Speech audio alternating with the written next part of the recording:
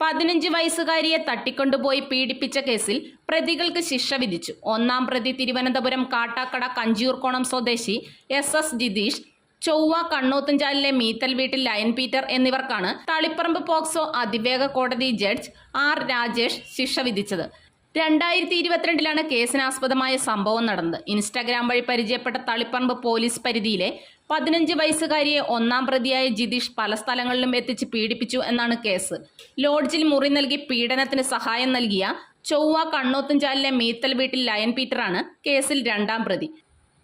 ഒന്നാം പ്രതി ജിതീഷിന് 64 വർഷം തടവും 1,75,000 രൂപ പിഴയും, രണ്ടാം പ്രതി ലയൺ പീറ്ററിന് 10 വർഷം തടവും 25,000 രൂപ പിഴയുമാണ് തളിപ്പറമ്പ് അതിവേഗ പോക്സോ കോടതി ജഡ്ജി ശിക്ഷ വിധിച്ചത്.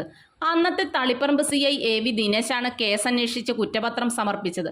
പ്രോസിക്യൂഷന് വേണ്ടി special prosecutor advocate Sherimol Jose ഹാജരായി. ശ്രീ ശങ്കരാചാര്യയിൽ +2 ഡിഗ്രി കഴിഞ്ഞവർക്ക് തൊഴിലധിഷ്ഠിത കോഴ്സുകളിലേക്ക് അഡ്മിഷൻ ആരംഭിച്ചിരിക്കുന്നു. അഭിരുചിക്കനുസരിച്ച് തിരഞ്ഞെടുക്കാൻ നിരവധി കോഴ്സുകൾ. നൂതന സാങ്കേതിക വിദ്യയുടെ സഹായത്തോടെ അതാത് മേഖലയിലെ പ്രൊഫഷണൽസ് നയിക്കുന്ന ക്ലാസുകൾ.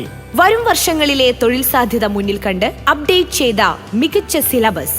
ആധുനിക സാങ്കേതിക വിദ്യയുടെ സഹായത്തോടെ തയ്യാറാക്കിയിരിക്കുന്ന ഡിജിറ്റൽ ക്ലാസ് റൂമുകൾ, ലാബുകൾ. Merchant square near bus stand, Cherupuzha.